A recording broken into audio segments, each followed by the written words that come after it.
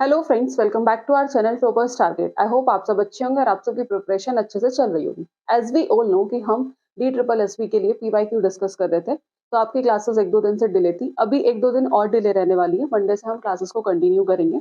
तो जो आज की क्लास में हम जो PYQ डिस्कस करने वाले हैं, जो वो पेपर हुआ था, ये 27 तारीख को हुआ था, 27/9/2021। तो आज की इस क्लास में हम इसी के क्वेश्चंस डिस्कस करेंगे। इसमें कुछ क्वेश्चंस डिस्कस करेंगे, बाकी आपको एक एक वीडियोस कंटिन्यूअस मिलती रहेंगी। तो आज की क्लास को स्टार्ट करते हैं। तो जो सबसे पहला क्वेश्चन है वो है, question number first is which of the following gases make 75% of biogas. कि निम्नलिखित में से कौन सी गैस बायोगैस का 75% बनाती है? वो कौन सी गैस है? That is a methane. That is a methane.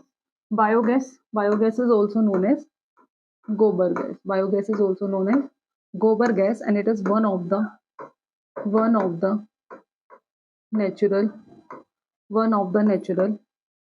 renewable resource। One of the natural renewable resource. तो ऑप्शन देखते हैं। पहला है अमोनिया, इनकरेक्ट। दूसरा है यूरिया, इनकरेक्ट। तीसरा है butane, incorrect. Methane is the correct answer. Next question, question number second है कि that is which of the following statement is true. कि निम्नलिखित में से कौन सी जो स्टेटमेंट है वो सही है? तो जो पहली स्टेटमेंट है वो है the rate of diffusion of liquid is higher than of solid. कि जो रेट ऑफ डिफ्यूजन होता है लिक्विड का वो ज्यादा होता है सॉलिड से। तो ये स्टेटमेंट सही है। क्यों? क्योंकि इसके अंदर जो पार्टिकल्स होते हैं वो फ्रीली मूव करते हैं और स्पेस भी क्या होता है, ज्यादा होता है। दूसरी स्टेटमेंट है गैस आर हाईली कंप्रेसिबल। जो गैस है वो हाईली कंप्रेसिबल होती है as compare to solid and liquid, because क्योंकि इनके बीच में जो इंटरमोलिकुलर स्पेस है वो बहुत ज्यादा होता है। दैट्स वाई गैसेस क्या है, हाईली कंप्रेसिबल। तो उसके अकॉर्डिंग दोनों ही स्टेटमेंट क्या है, सही है। तो लेट्स सी ऑप्शन। पहला है only one, that is incorrect. दूसरा है नाइदर वन और नॉट टू, ना तो फर्स्ट ही सही है ना ही second, that is also incorrect.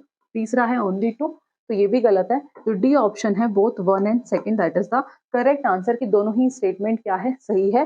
First था जो rate of diffusion of liquid is higher than that of solids, and second is gases are highly compressible as compare to solid and liquid. Move करते हैं next question में। Question number third is in 1961 for a universally accepted atomic mass unit. कि 1961 में universally जो accept किया गया atomic mass unit वो कौन सा आइसोटॉप था जिसे हम एक स्टैंडर्ड रेफरेंस के लिए चूज करते हैं एटॉमिक मास को मेजर करने के लिए?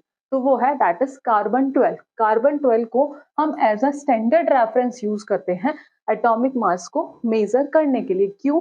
क्योंकि कार्बन के पास क्या होते हैं, इसके पास इक्वल नंबर ऑफ प्रोटॉन होते हैं और इक्वल नंबर ऑफ न्यूट्रॉन होते हैं। तो let's see option. First option carbon 12। तो carbon 12 is the correct answer. कि कार्बन 12 को हम as a reference, standard reference use करते हैं for measuring atomic masses. Move करते हैं नेक्स्ट क्वेश्चन पे। Question number fourth is the commonly used unit of power horse power is equal to. तो one horsepower is equal to 746 watt. Let's see option. पहला option है 440 watt, incorrect. दूसरा है 746 watt is the correct answer. Move करते हैं next question पे। Question number fifth है the number of atom constituting a molecule is known as. कि एक अणु बनाने वाले परमाणुओं की संख्या को इसके रूप में माना जाता है, तो उसे हम कहते हैं that is known as atomicity. क्या होता है एटोमिसिटी? कि total number of atoms, total number of atoms present in a molecule that is known as atomicity। अगर एग्जाम्पल की बात करें जैसे ओजोन, दैट इज O3, तो इसकी एटोमिसिटी कितनी होगी? 3। अगर बात करें ऑक्सीजन तो दैट इज O2, तो इसकी एटोमिसिटी कितनी होगी? 2। तो इसका जो करेक्ट आंसर होगा first option is the correct answer. Move करते हैं नेक्स्ट क्वेश्चन पे। Question number 6 is it was found that the law of octaves was applicable only up to. कि जो लॉ ऑफ ऑक्टेव्स है वो कहां तक एप्लीकेबल है? तो was applicable up to only calcium. Let's see option. पहला है मैग्नीशियम, इनकरेक्ट। दूसरा iron, incorrect. Third nitrogen, incorrect. Fourth calcium is the correct answer. Newland law of octaves जो एप्लीकेबल है वो कहां तक है? Up to calcium. Newland law Newland table was drawn by John Newland ने दी थी इन 1866 में according to his law of octaves. इनकी थ्योरी में इन्होंने प्रपोज किया था कि इन्होंने एलिमेंट्स को इंक्रीजिंग एटॉमिक वेट के बेसिस पे अरेंज किया और हर एक एवरी 8 एलिमेंट की जो प्रॉपर्टी थी वो सिमिलर थी फर्स्ट एलिमेंट के। बट कैल्शियम के बाद ऐसा नहीं हो रहा था, तो जो लॉ ऑफ ऑक्टेव्स है वो कहां तक एप्लीकेबल था, ओनली कैल्शियम। मूव करते हैं नेक्स्ट क्वेश्चन पे। Question number 7 this melting point of ice is, कि आइस का मेल्टिंग पॉइंट क्या है। तो आइस का मेल्टिंग पॉइंट होता है दैट इज 0 डिग्री सेल्सियस। अगर बात करें केल्विन की तो that is 273.15 Kelvin. Let's see option. First is 237.51 Kelvin, incorrect. 437.15 Kelvin, incorrect. तीसरा है 273.15 Kelvin. So third option is the correct answer. Next question. Next question से पहले एज वी ऑल नो कि फ्रीजिंग पॉइंट क्या होता है कि लिक्विड से सॉलिड में चेंज होना, लिक्विड स्टेट से सॉलिड स्टेट में चेंज होना, उसे हम कहते हैं freezing point and that is also known as crystallisation point. कुछ substance, most of the substance ऐसे होते हैं जिनका मेल्टिंग और फ्रीजिंग पॉइंट भी क्या होता है, इक्वल होता है। ठीक है, अगर बात करें आइस के मेल्टिंग पॉइंट की तो जो आइस का मेल्टिंग पॉइंट होता है वो क्या है, दैट इज 0 डिग्री सेल्सियस। अगर बात करें केल्विन में तो that is 273.15 kelvin. Melting point वो टेम्परेचर होता है जहां पर सॉलिड किस में चेंज हो रहा होता है, लिक्विड में। तो फ्रीजिंग पॉइंट जहां पर सॉलिड लिक्विड सॉलिड में चेंज है and melting point is the temperature at which a solid turn into a liquid. I think is that clear. Move करते हैं नेक्स्ट क्वेश्चन पे। Question number 8 is which of the following type of call, call के कुछ type given है, बताना है कि सबसे हाईएस्ट कैलोरीफिक वैल्यू किसकी होती है। तो सबसे हाईएस्ट कैलोरीफिक वैल्यू जो होती है वो होती है एंथ्रेसाइट की, anthracite. Let's see option that is peat, incorrect. Anthracite is the correct answer. Move करते हैं नेक्स्ट क्वेश्चन पे। Question number 9 is which of the following is emitted when hydrogen is burn. इनमें से which of the following is emitted जब hydrogen क्या होगा, burn. जब hydrogen burn होता है ये क्या एक तरह की केमिकल रिएक्शन है। क्या होता है केमिकल रिएक्शन के टाइम पे कि हाइड्रोजन कंबाइन करता है ऑक्सीजन के साथ 2H2 प्लस O2 फॉर्म करता है 2H2O प्लस एनर्जी क्या करता है, एमिट करता है। तो लेट्स सी ऑप्शन। पहला है methane, incorrect. Carbon dioxide, incorrect. Water vapour is the correct answer. Next question. Question number 10 है which of the following have a tendency, इनमें से किसके पास टेंडेंसी होती है कि वो अपने शेप को क्या कर सके, मेंटेन कर सके when subjected to outside force. कि निम्नलिखित में से किस में बाहरी बल लगने पर अपना आकार बनाए रखने की प्रवृत्ति होती है। तो वो किसके अंदर होती है, वो होती है सॉलिड्स के अंदर। Let's see option. First is aerosols, incorrect. Second is solid is the correct answer. Let's C.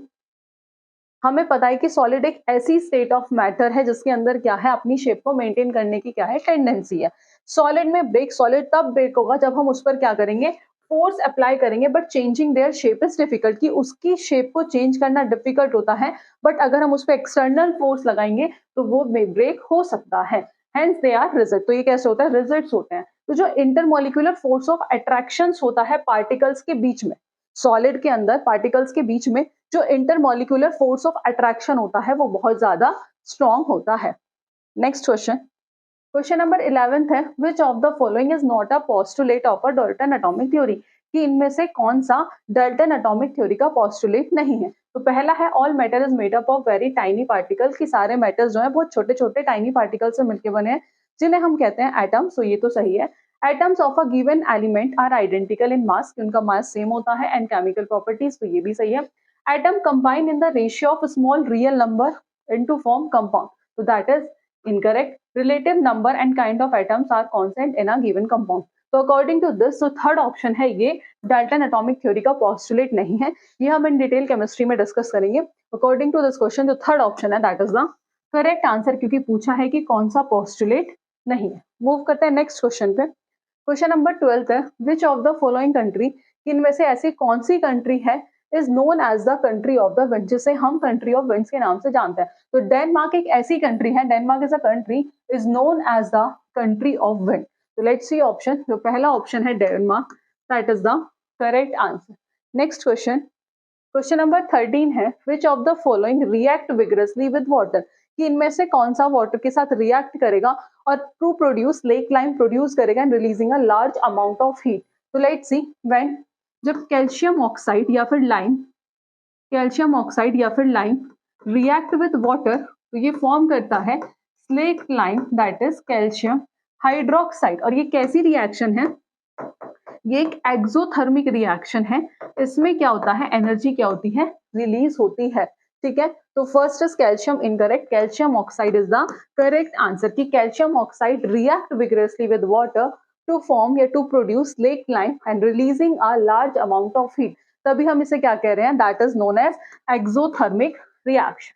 Move करते हैं नेक्स्ट क्वेश्चन पे। क्वेश्चन नंबर 14 है which of the following is an incorrect option, कि इनमें से कौन सा ऑप्शन गलत है regarding universal rules of nomenclature. ठीक है, तो फर्स्ट है first word denoting the genus, की जो पहला वर्ड है वो जीनस को डिनोट करता है start with a small letter, कि हम उसे किससे स्टार्ट करते हैं, स्मॉल लेटर से। तो उसे हम स्मॉल से स्टार्ट नहीं करते, वो कौन से लेटर से लिखा जाता है, कैपिटल लेटर से। ये हमने बायो में डिस्कस भी किया था, इसकी वीडियो भी हमने बनाई है, आई थिंक आपने देखी होगी।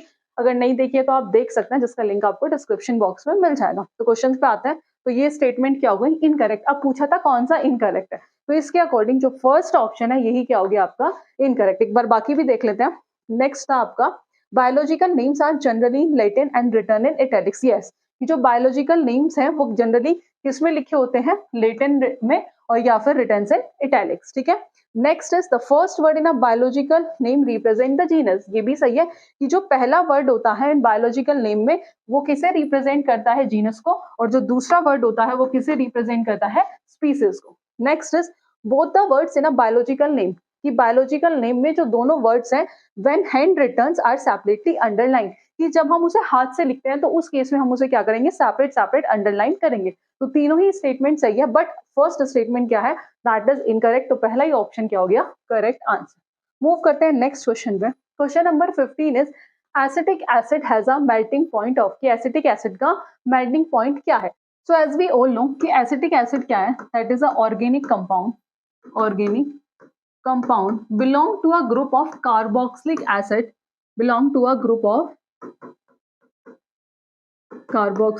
acid, अब पूछा है कि एसिटिक एसिड का मेल्टिंग पॉइंट क्या है। तो एसिटिक एसिड का जो मेल्टिंग पॉइंट है that is 290 kelvin. Let's see option, पहला है 90 इनकरेक्ट, दूसरा है 156 incorrect, third is 290 kelvin is the correct answer. Move करते हैं नेक्स्ट क्वेश्चन पे। क्वेश्चन नंबर 16 है an alkali is a base, कि एल्केलाई क्या है, एक बेस है। क्या होते हैं एल्केलाई, एक ऐसा बेस जो वाटर के अंदर क्या होता है, सॉल्युबल होता है। लेट्स सी ऑप्शन, ये हाईली रिएक्टिव, बहुत ज्यादा रिएक्टिव होते हैं, इनकरेक्ट। वाटर में सॉल्युबल होता है, तो यही ऑप्शन क्या होगा, सही होगा, क्योंकि एल्केलाई एक ऐसा बेस है जो वाटर के अंदर क्या होता है, सॉल्युबल है। तो सेकेंड ऑप्शन क्या होगा, that is the correct answer. Next question number 17 is outer solid crust of earth is known as, उसे हम कहते हैं that is known as lithosphere. तो first is hydrosphere incorrect, lithosphere is the correct answer. Next question number 18 is all metals except dash exist as a solid at a room temperature, की सारे metals जो हैं वो क्या है, solid at room temperature पे। उसमें एक एक्सेप्शन है, एज वी ऑल नो कि मरकरी एक ऐसा मेटल है that is liquid at room temperature. तो let's see, first is caesium incorrect, gallium incorrect, iodine incorrect, mercury is the correct answer. Next question number 19 है which of the following is the most ductile metal, की इनमें से कौन सा सबसे ज्यादा ductile metal है। तो डक्टिलिटी क्या होती है, एक प्रॉपर्टी होती है मेटल की। डक्टिलिटी क्या है, that is the property of metal. So ductility is the property of metal. इसमें क्या होता है कि मेटल किस में कन्वर्ट हो जाता है, to convert metal into wire. अब क्वेश्चन में पूछा है कि इनमें से सबसे ज्यादा डक्टाइल मेटल कौन है, तो जो सबसे ज्यादा डक्टाइल मेटल है दैट इज गोल्ड। तो लेट्स सी, जो पहला ऑप्शन है gold, that is the correct answer. Next question and last question, which of the following is not an example of exothermic reaction, कि इनमें से कौन सा एक्सोथर्मिक रिएक्शन का एग्जांपल नहीं है। एक्सोथर्मिक रिएक्शन मतलब एनर्जी रिलीज, एंडोथर्मिक की एनर्जी को एब्जॉर्ब करना। तो लेट्स सी, पहला है बर्निंग ऑफ नेचुरल गैस। तो बर्निंग ऑफ नेचुरल गैस किसका एग्जांपल है, ये है एक्सोथर्मिक रिएक्शन का। तो ये हो गया इनकरेक्ट। ठीक है। Next is decomposition of vegetable matter into compost, that is an also an example of exothermic reaction. तो ये ऑप्शन भी इनकरेक्ट हो गया क्योंकि पूछा है कि कौन सा नहीं है। Third is ammonium chloride dissolve in water, कि जब अमोनियम क्लोराइड को वाटर में डिसॉल्व करते हैं तो क्या होता है, एनर्जी अब्सॉर्ब होती है। तो ये किसका एग्जाम्पल है, ये एंडोथर्मिक रिएक्शन का एग्जाम्पल है और यही क्वेश्चन में पूछा था। तो यही क्या होगा करेक्ट आंसर। और एज वी ऑल नो कि रेस्पिरेशन भी क्या है, एक एक्सोथर्मिक रिएक्शन है। पूछा था कौन सा नहीं है, so third option is the correct answer. तो ये थे कुछ 20 क्वेश्चंस जो हमने आज की क्लास में डिस्कस किए। आई होप आपको आज का सेशन पसंद आया होगा। आगे के क्वेश्चंस हम नेक्स्ट वीडियो में डिस्कस करेंगे। तो आज की क्लास में इतना ही, मिलते हैं नेक्स्ट वीडियो में नेक्स्ट टॉपिक के साथ। Thank you.